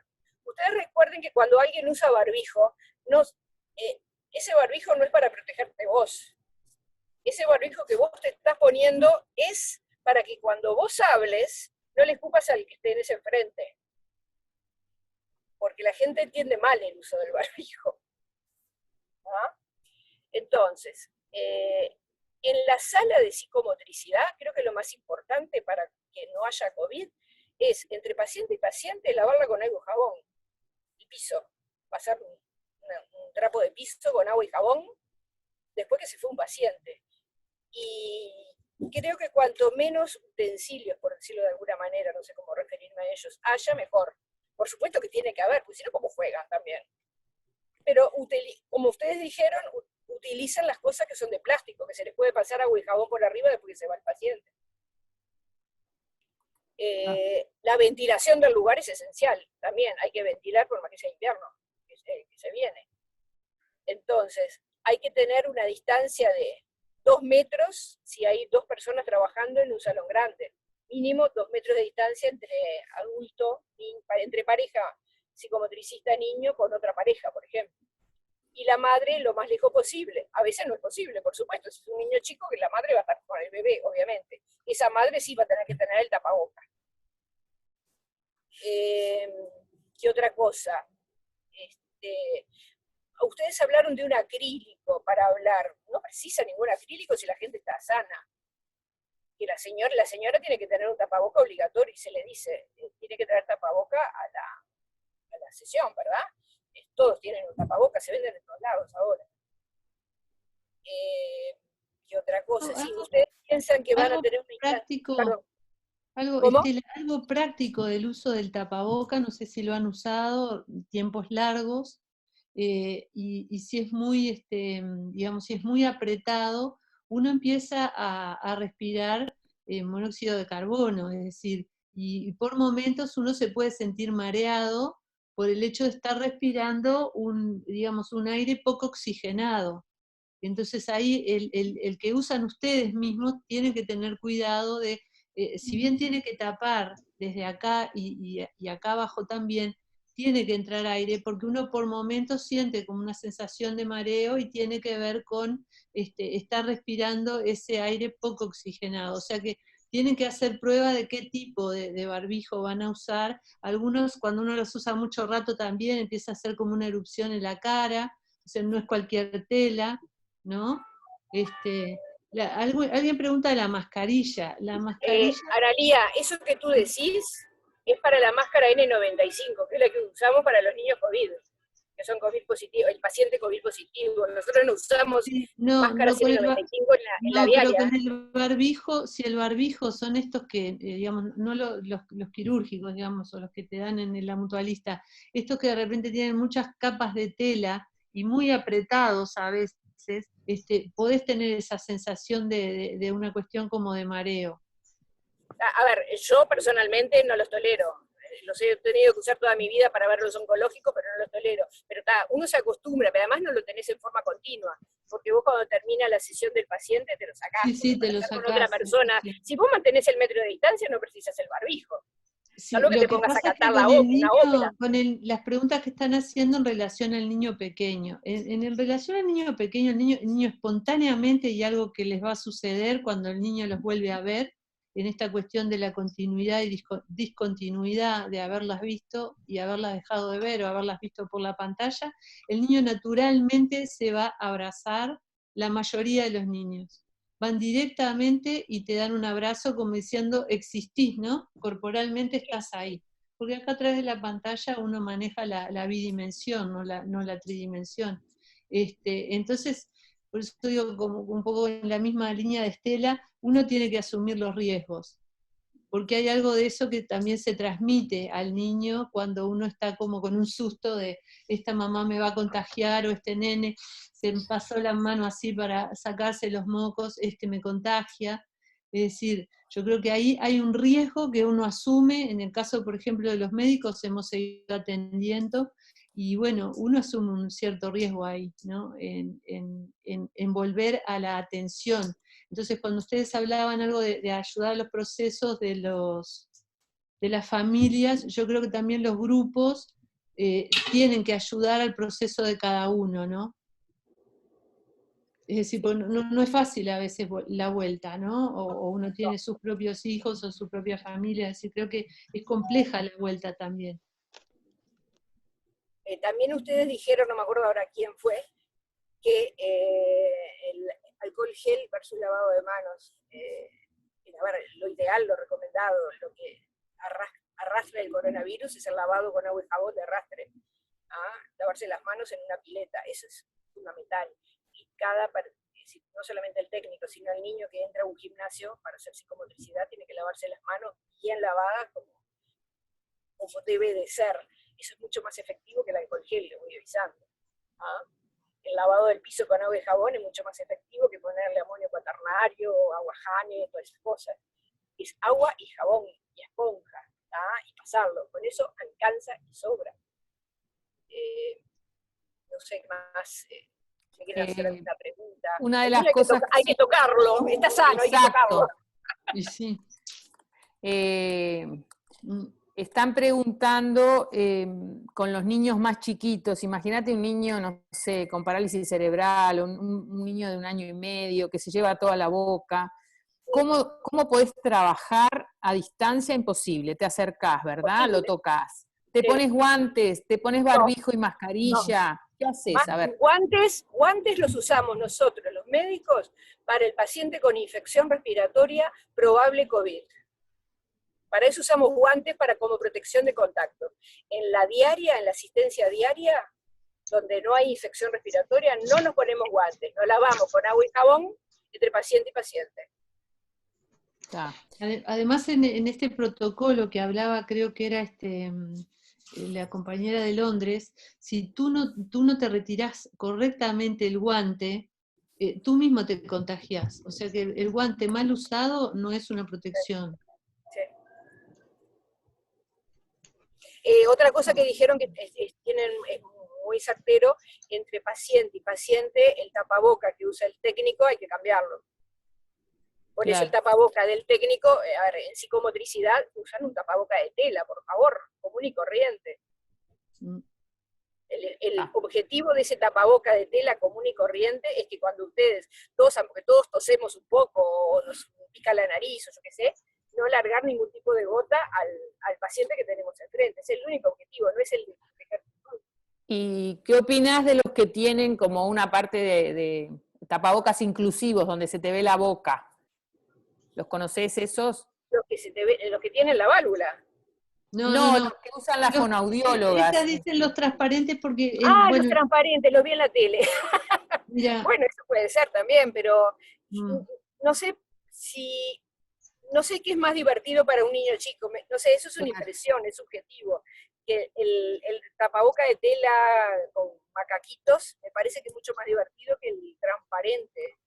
No sé, habría que probar. Ahí no comparto porque, sobre todo cuando trabajamos con niños y niños pequeños o niños graves, la falta de expresividad a la que te deja expuesta, es decir, es una cosa muy extraña para el niño, incluso a veces por ejemplo, en la unidad de desarrollo, que evaluamos niños pequeños y a veces con desvíos del desarrollo, el niño te desconoce porque únicamente te puede ver los ojos, ¿no? Entonces se refugia en la madre como diciendo, este sujeto extraño que está tapado hasta acá, que solo le ve los ojos, que lo desconozco, es decir, es una gestalt para un niño pequeño muy perturbada, ¿no? Es decir, el niño está acostumbrado a ver toda la gestalt y ver la expresividad que uno tiene en la cara, o la sonrisa, o cuando aflautás la voz, que eso digamos, está en concordancia con tus expresiones en la cara, cómo te vas acercando para que el niño te conozca. Y cuando vos estás tapado hasta acá, y solo aparecen los ojos, es muy extraño, aparte el niño no entiende ni de dónde viene la voz, ¿no? Escucha una voz en algo que no sabe ni siquiera de dónde está viniendo la voz. A veces buscan como, ¿no? Parece, no el estilo. Analía, a mí lo que se me ocurre es que, a ver, tú estás tratando con un paciente sano, es decir, que cuando entra el niño ni siquiera te tienes que poner, es decir, que el niño te vea la cara y vos te pones el tapaboca, incluso le podés dar otro tapaboca a él para que juegue, para que vea lo que es. Entonces, en Puerta, allá en el Casmo, tenemos una cantidad de tapabocas de colores que los usamos se los regalamos a los chiquilines en realidad, para jugar o para, si se lo quieren poner, un poco para que vean que ellos también pueden tener eso y que no es algo espantoso, esa máscara. Sí, pero ahí me parece que, digamos, recibirlo sin tapaboca, después ponerte el tapaboca, hay papás que no lo ven muy bien eso, ¿no? Es decir, pero es una fracción de segundo. Vos acordate que estás tratando con un niño sano, sin infección respiratoria, que no es lo mismo que el niño que viene a consultar porque está enfermo con una infección respiratoria. Son dos carriles diferentes. Sí, estamos de acuerdo. Pero no te olvides que, digamos, uno tiene que pensar las ansiedades un poco persecutorias que ha desatado todo esto, y que la vuelta a las clases o la posibilidad de enfermar a partir de que estas cosas de alguna manera se retomen, vuelve a ser un impacto importante. Entonces, muchas veces los papás, si vos no tenés colocado el tapaboca, hacen como un resalto, ¿no? Como diciendo, quizás, no sé si en la sala de psicomotricidad, pero en los ámbitos médicos, cuando hay papás que no, que entran sin tapabocas incluso, o que se los bajan y hablan, pero otros que realmente el hecho de que uno no se proteja, digamos, que proteja no contagiar al otro, para los padres de niños me parece que es todo un tema que yo no sé si no lo conversaría también en esto que ellas plantean de ir como trabajando los protocolos. Es decir, yo creo que hay que trabajarlo también con los padres, porque sorprende, ¿no? Cuando algún papá impacta un poco verte o les molesta que no lo tengas, ¿no? Es decir, depende un poco en qué situación esté colocado cada padre en relación a la posibilidad de enfermar. Yo Capaz que podés recibir al padre con el tapabocas y cuando entras a trabajar te sacas el tapabocas un segundo para jugar con el niño, haciéndole una broma y después te lo volvés a poner. Si la distancia se puede mantener, uno a veces se lo retira, o por lo menos el niño un poquito más grande, un escolar, que llega y dice, ahora que llegué hasta acá, ¿me lo puedo sacar? Sí, sacátelo tú. Ahora yo no me lo voy a sacar, porque ¿sabes qué? Yo tengo que cuidar que tú te vayas bien de la misma manera que viniste, que tú te vuelvas a ir bien. Entonces yo por ahora, yo me lo voy a dejar. ¿A ti no te molesta? Yo me lo dejo. Y el niño se lo retira, se lo saca inmediatamente el niño, ¿no? En cuanto entró, es como que vino con la bufanda, ¿no? Para el niño muchas veces es que vino con la bufanda, entra a la sala o a la consulta y esto se lo retira, de la misma manera que se sacaba la campera. Acá pregunta una chica, dice, pensando en educación psicomotriz, ¿no? Que son grupos numerosos. No sé si hay alguna otra pregunta. Sí, estoy leyendo una, Estela, una chica que dice, pensando en educación psicomotriz, que es en la sala que hay más chicos. A mí, dice, no me preocupa tanto, digamos, si lo que le preocupa es si hay un niño asintomático que va a la sala y puede contagiar a otros. O sea, pero eso no sé, es inmanejable. También puede salir de la sala de psicomotricidad y te atropella un auto. Claro. Forma parte de los riesgos de la vida. Es muy difícil que un niño asintomático transmita la infección si vos tomás determinado recaudo. Y cuando Claro. ese niño se va, tú lavaste con agua y jabón el piso, y los triángulos o los círculos, las cosas esas que ustedes utilizan, les pasaron un trapo con agua y jabón o con alcohol o lo que tengan más a mano. No, pero Me lo que, encantó lo que dijo. Estela, lo que plantea la compañera es que durante la sesión los niños interactúan y de esa manera ese niño contagia a otro niño, que a su vez ese niño contagia a su abuelo, por ejemplo. Yo sé que son las Claro. cosas de la vida, pero esa es la pregunta de la compañera, Yo ¿no? creo que no me había dado cuenta de eso. Antes de Creo lavar. que las sesiones con muchos niños hay que evitarlas cuando son chicos. No hay otra. Porque tú a un niño de 1 año y medio, de 2 años, no le podés hacer No. mantener distancia con otro de la misma edad, no existe. Claro, imposible. Yo creo que las sesiones con los niños chicos tienen que ser unipersonales, discúlpenme, por ahora unipersonales. Recién a partir de los 4 años aceptan los reglamentos, digamos, el mantenimiento de la distancia entre cada uno, que lo acepte, que lo acate, pero el niño chiquitito es imposible. Ahí tiene que ser uno solo. Incluso algo que preguntaban de los materiales, es decir, el niño se va a llevar naturalmente a la boca, ahí uno tendría que decir, bueno, tendría que llevar como ciertos objetos que le fueran propios. Uno piensa en experiencias, por ejemplo, CAIF y demás, ¿cómo haces para que no lleve a la boca los materiales que después va a utilizar otro? Digo, ahí o tienen que ser pocos, o procurar que trajera al niño sus propios materiales y se los lleve, sus juguetes por lo menos, ¿no? ¿A partir de qué edad entraban en el CAIF? Y en oportunas son bebés. Raquel. ¿Alguien que conteste desde qué edad entran en CAIF? Desde los bebés. En oportunas son bebés. Sí. De bebé. Son bebés. El niño chico Están no le poniendo puede de 0 a 2, de Sí. 0 a 2 Sí, en oportuna, Claro. así que de chiquitos, y se trabaja de 0 a 24. En general, los grupos son de 16 días. Que no Por sea- eso, es imposible. Y es un El trabajo niño chico que riquísimo. camina es imposible que le digas distanciamiento, porque obviamente no entra en su cabeza, pobrecito. Él va a buscar y va a buscar a los demás. Otra Creo que- pregunta. Sí. Cuando ustedes hablan de máscara, se refieren a la que alguien dijo como de trabajador, de obrero, ¿no? Acetato. No. Sí. La de ¿Cómo acetato. se llama? ¿Se refieren Sí. a esa? Yo le digo la mampara. La Sí. mampara. Ah, La que Me venden en encanta. tienda inglesa y en las ferreterías. Esa creo que puede impresionar demasiado a los niños, no sé qué experiencia han tenido ustedes. Y todavía no vimos. Esa El máscara protector nosotros la tenemos facial en el se llama. sanatorio para los niños con infecciones respiratorias. claro. Claro, preguntan una cosa, si es lo mismo, ¿el protector facial o el barbijo? No, barbijo es tapaboca. Claro, pero ¿es lo mismo? El Si yo no me tapaboca quiero- te tapa la boca y la nariz. No, Sí. El protector perfecto. facial, que es la careta esa que te venden en Sí. las ferreterías o en el supermercado, te protege, además de la boca y la nariz, los ojos, que es la otra puerta de entrada que tiene el coronavirus. Entonces es mejor. No, pero no es lo mismo, porque en el No es lo supermercado, mismo. si no tenés tapabocas, no entras. Claro, exacto. Tenés exacto. que tener la no boca. confundamos Vos tenés el niño con la infección mampara, respiratoria no con el niño sano. Ah. Entonces, Con ¿qué el le niño, contestamos? con el niño sano vos podrías usar solo el tapaboca, no necesitas la máscara. Claro. La máscara te la pones tapaboca, Pero más como máscara. claro, el tema es que con el protector facial se ve en la expresividad facial, porque es transparente, y con el barbijo no se ve. Entonces lo que están preguntando Sí. es si pueden usar, porque es mejor el protector facial a los efectos de encuentro cara a cara con el niño que el tapaboca. Ah, pero no sustituye, ¿no? No. Cuando sé. nosotros usamos el protector facial para los casos de niños que atendemos con infecciones respiratorias, nos ponemos en general tapabocas, porque no todos los protectores faciales llegan bien hasta abajo. Porque Claro. tú tenés que estar segura que te cubra la boca también. Claro. Bien.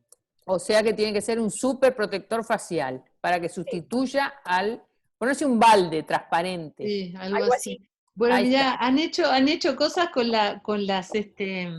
los bidones de Salus, no sé si han visto. Sí, Gente que ha ido a Sí. los supermercados con el bidón de Salus cortado y se pone el bidón de Salus, así como una suerte de esto. de mascarilla extraña. Yo pienso lo mismo que Estela, que en realidad uno tiene que asumir un cierto riesgo y hay algo de lo que no se puede prever. Esta cuestión de pensar que el niño asintomático nos va a contagiar o contagiar a otro, no lo podemos hacer esa regla de 3 simple, ¿no? Porque ese niño está en contacto con adultos permanente y no sabemos por dónde vino la infección. O sea, lo que sí hay que tomar estas medidas de distanciamiento, de que sean pocos y de higiene, pero algo de ponerse en juego va a suceder. Porque yo creo que ahí cómo lo trabajen con las familias, me parece que es muy importante eso. Y ver en qué lugar está la familia y a qué discursos ha quedado expuesto el niño, ¿no? Hay niños que han quedado expuestos a discursos muy duros, ¿no? Como vectores de enfermedad, o que pueden llegar ellos a enfermar al abuelito, o esta situación de estar tan nominada a la muerte, ¿no? La muerte es algo que constituye parte de la vida, pero no estamos todo el tiempo escuchando la cantidad de personas que se mueren, o cuántos niños se murieron el año pasado, o adultos o personas se murieron el año pasado por infecciones respiratorias. Entonces, estar en contacto con la posibilidad de la muerte para un niño, a veces condiciona mucho, y les puede pasar que el niño vuelva y vea una sala vacía, y eso también sea una discontinuidad muy grande para el niño. Es decir, el niño espera encontrar lo que conocía. Entonces yo creo que volver a una sala que no es la misma sala, pienso que hay que invitarlo a recorrerla, ¿no? y a reconocerla, porque ahí hay una discontinuidad muy grande en relación a lo que ya venía siendo construido con ustedes. Ahora se espacializó de manera diferente, a través de que el niño está en su casa, en su espacio, entonces agarra objetos, trae, se los muestra, y ahora hay que volver a una sala quizás un poco más desértica. Eso ustedes van a tener que evaluar en cada niño qué impacto puede tener, porque es una discontinuidad muy grande también, ¿no? Sí, está. O que esperaba el grupo y el grupo ahora está reducido de 5, ahora es 1 o ninguno, ¿no? El otro tema es que muchas veces trabajamos en mesa, ¿no? O sea que en las actividades, las mesas son, no sé, con una distancia que serán 80, 90 centímetros. Ahí también tenemos que usar nosotros tapaboca. Sí. Sí. Sí. Y Bueno. si hay varios niños en la mesa, cosa que no es lo ideal, obviamente, estar cada 10, 15 minutos tiene que venir alguien a ayudar y pasar un trapito con agua y jabón o con alcohol arriba de la mesa y los chichis. Claro. Bueno, Inés, ¿tú querés decir algo? En realidad me parece súper interesante. Bueno, que es muy reconfortante de poder participar en este grupo, y que esta realidad nos desafía, y nos desafía también a replantearnos nuestras prácticas, y nos desafía a nuevas formas de trabajo, que realmente, bueno, un poco lo que contaba Claudia de su comienzo. A veces Estela Gutiérrez la escucho hablar como infectóloga. Los infectólogos no le tienen miedo a los bichos. Entonces, tengo amigas infectólogas que dicen, ¿pero qué pasa? No pasa nada. Y es verdad, el temor de los padres, el temor de los técnicos. He visto que también los médicos estamos, yo ahora estoy jubilada, pero realmente están estresados frente a esto que es una gran incertidumbre, bueno, pero me parece que es reconfortante poder reunirnos y pensar de aquí en adelante. Me encanta escuchar Galería. Sí, Estela. Inés, con lo que pasó en Italia, con lo que pasó en España, con lo que pasa en Estados Unidos, son cosas de terror que te entran a la cabeza aunque no quieras. Por suerte nosotros venimos totalmente diferentes. Sí, sí, sí. Sí, sí. Pero, Y Teresa, a ver, está silenciada ahora. Está silenciada tú. Ahí, ahora sí. No, yo no voy a agregar nada como pediatra después de haber hablado Estela e Inés, pero no, las quería felicitar por todo este trabajo y estas exposiciones que para mí fueron muy, muy buenas, sobre todo para repasar todo lo que hacen, que siempre lo tengo presente, pero me gusta oírlo una y otra vez, y además cómo pensaron en absolutamente todos los detalles y lo pudieron sintetizar también. Para mí es maravillosa esta reunión.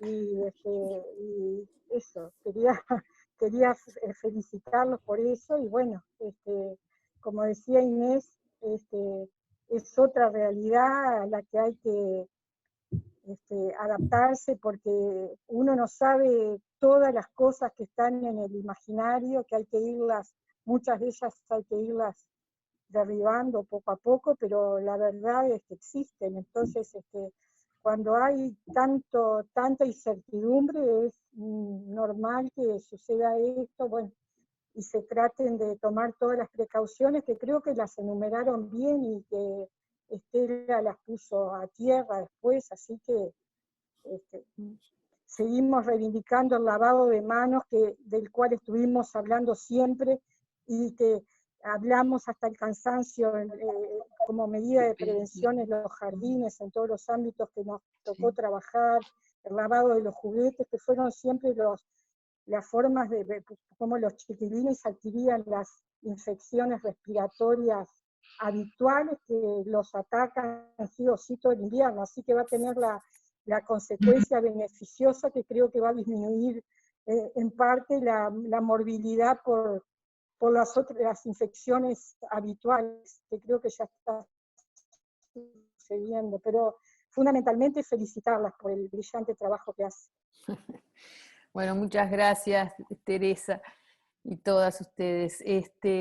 Analía, a ti una pregunta. Una de las cosas que nos ha pasado con las videollamadas es todo el tema que de alguna manera tiene que ver con la imagen corporal, pero en especial del rostro. Y alguien trajo un cuento de un niño que había soñado que volvía a la escuela y que en la escuela los compañeros no tenían cuerpo. ¿Sí? El cual me parece un sueño muy, muy fuerte, pero a la vez muy gráfico de lo que en la cabecita de un niño puede ser esta sobredimensión del rostro en la videollamada, y ahora va a aparecer el rostro con un escudo protector, con algo así.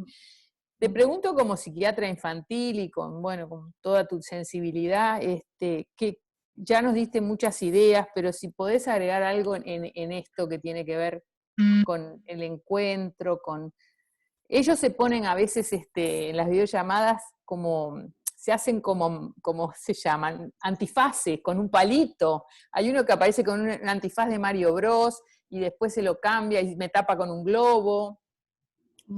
Y va evolucionando, es muy notable cómo va evolucionando de una cosa media monstruosa a una cosa más humana.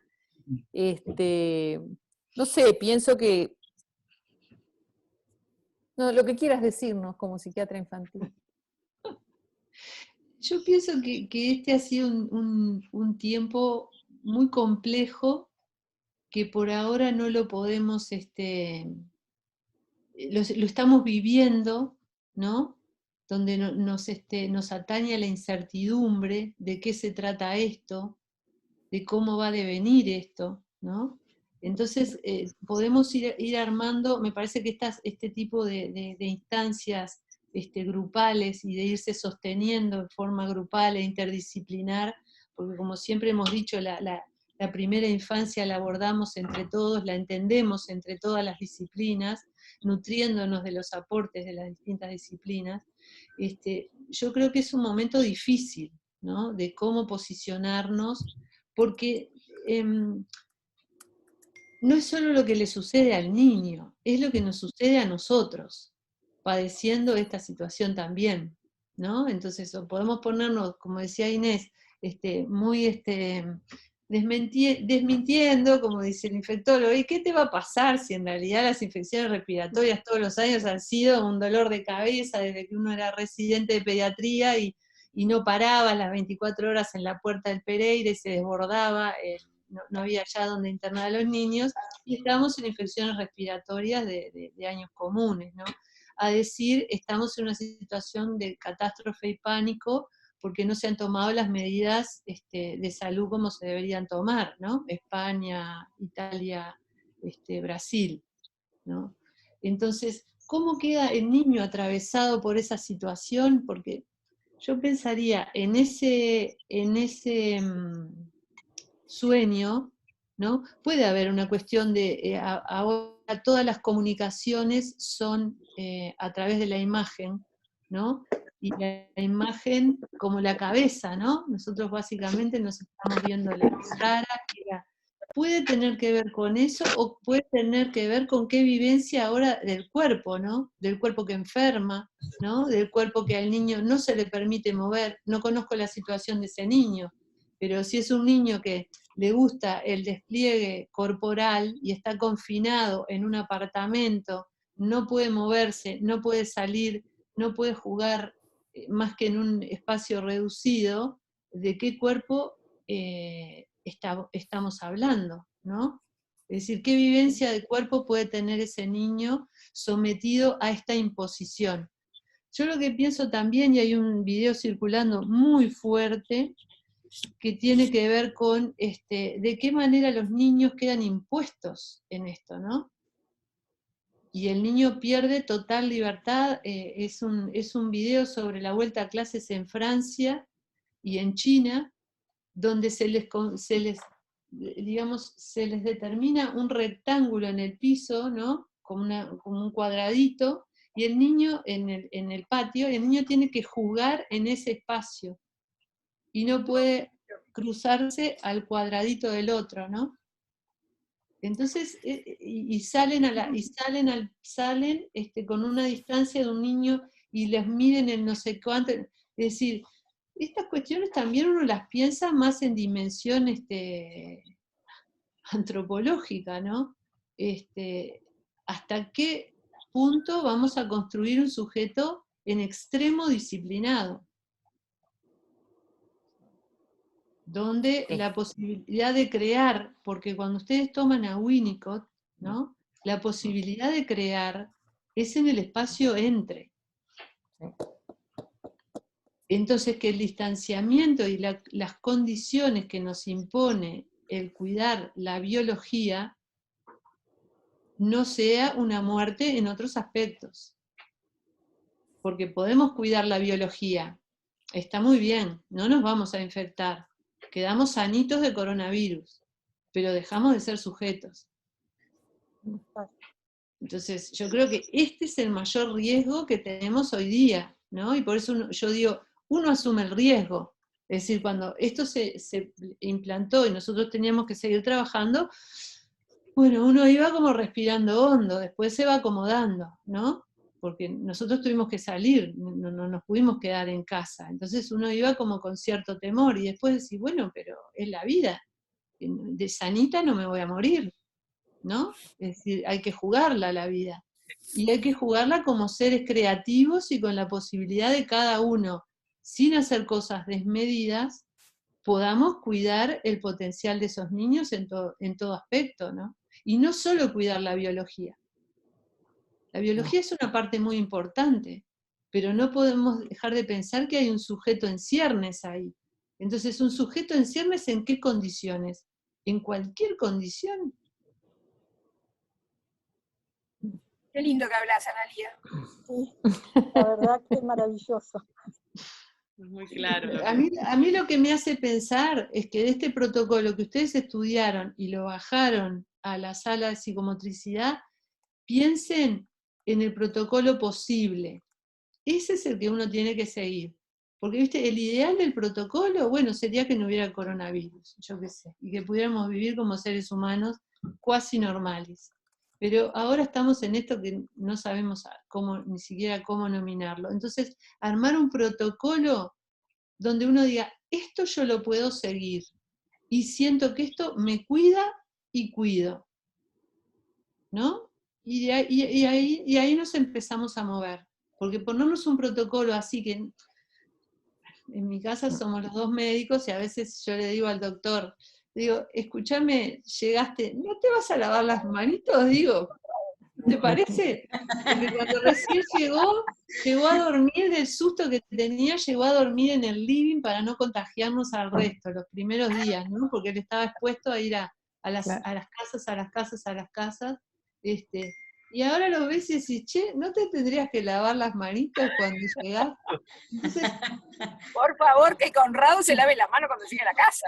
por eso digo, ¿viste? Entonces no te me vayas ni el protocolo allá, que pasó a dormir en el living, al protocolo acá que decís, uy, me olvido de lavarme las manos, ¿viste? Entonces, por eso yo digo que es muy importante. Lo que pasa, Analía, yo escuché, espera, hoy escuchamos de Álvaro Galeana, que andaba circulando por algo sobre esto de que no podemos hacer sentir a los niños el miedo, pero la verdad que al principio uno tenía las imágenes de Italia, que se morían 1000 por día, en España, y que se corría como un incendio por Europa, y obvio que pensamos que iba a venir exactamente lo mismo para acá, o sea, nadie pensó que no iba a pasar eso, o sea, pensamos que iba a estar salado, y por ahora vamos bien, digo, vamos a ver si no nos pasa lo de Chile, los uruguayos somos muy particulares, ¿no?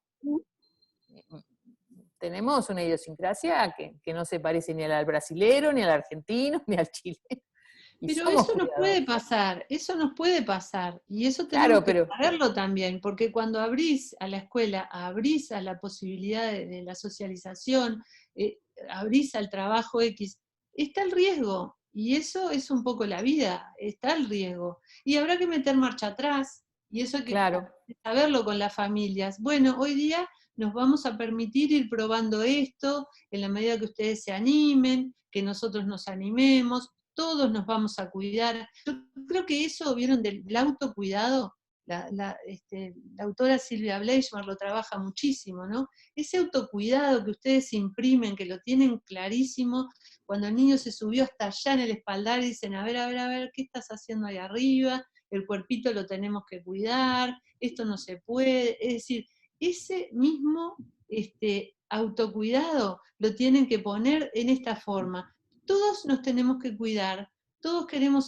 pasar este invierno bien, no enfermarnos mucho de las toses, de los resfríos. Este resfrío viene un poco más complicado para algunos, para otros no. Entonces, imprimir como una cosa de, todos nos vamos a embarcar en este baile de reencontrarnos con estas características. Algunas cositas vamos a tener que cuidar más que antes. ¿Te acordás que antes vos te limpiabas los mocos así? Bueno, eso ahora no se puede. Tenemos que lavarnos un poquito más las manos. Es distinto decir, ojo, cuidado.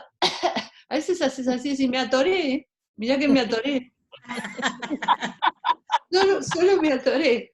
¿Viste? Porque habrá tos. Pero no te creen, ¿no? Y decís, pánico. ¿No?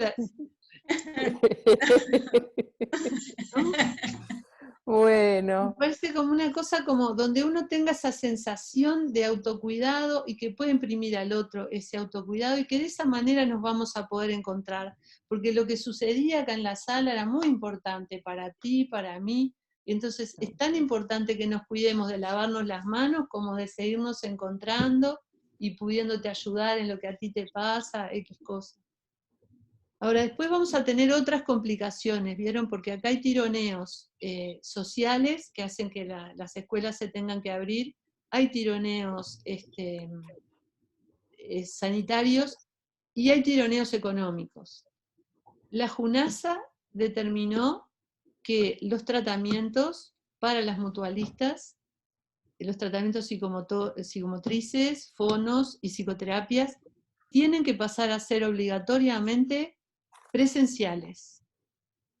No los va a financiar más de forma virtual. Y si las familias no lo aceptan, se suspende el tratamiento. Eso es del viernes pasado. Nadie sabía. Porque ustedes saben que estas son prestaciones, que bueno, veremos si estas prestaciones que se establecieron a través del Sistema Nacional Integrado de Salud se van a seguir manteniendo y de qué manera. Entonces, esa es una variable que también la tienen que conocer, ¿no? Y que, bueno, todos quedamos atravesados por este tipo de decisiones. Bueno, muchas gracias, Analía. A ver, estamos, 8 menos 10, se nos fue la hora, no nos dimos cuenta, porque esto es como lo lindo de estar juntos y de querer seguir juntos, ¿verdad? Bueno, no les puedo decir todo lo que han escrito acá de agradecimientos a todas las pediatras, a Analía, es una chorrera, acá lo guardo el chat y después se los mando. Bueno, muchísimas gracias por todo, hemos podido, me parece que, co-construir pensamiento, un pensamiento vincular, un pensamiento dinámico, un pensamiento de flexible, con el que vamos a tener que ir navegando. Y para cerrar, apuesto a que así como pudimos con las videollamadas, y fuimos súper creativas, y jugamos a empujarnos, jugamos a las luchas a través de la pantalla, jugamos a caer, jugamos la tridimensionalidad, vamos a poder con la sala, sin los prismas y sin los colchones, pero con otra cantidad de cosas, y sobre todo, juntas como estamos, que me parece que esto es lo más importante. Nos da una red, un sostén, que nos va a ayudar a sostener a los chicos, a las familias, y a los equipos, siempre que estemos unidas. Bueno, nos tenemos que despedir. Muchas gracias a ustedes, y quizás nos gustaría como, bueno, dentro de un tiempo ver cómo van. Claro. Acompañarlas dentro de un Para tiempo. nosotros es un lujo que estén ustedes, así que bueno, por supuesto. Gracias. Claudia, no saques la colchoneta con lo divertida que es. Pasarle un trapito con alcohol, aunque sea. Mirá, cuando fui a Pediatría C, que estaba Ivonne Rubio, y nos dieron un lugar que fue denominado La Jaula, que era una especie de cosa que había de aquellas bibliotecas de Fumaya, no sé si se acuerdan, de lata, sí. entre infecto y las salas de pediatría, ahí estábamos. Tuvimos un año agazapadas, sin movernos por temor a poner un juguete, un sonajero que contagiara a los nenes, hasta que inventamos unos forrados de pantazote, unos prismas forrados de pantazote, que obviamente los limpiábamos con alcohol.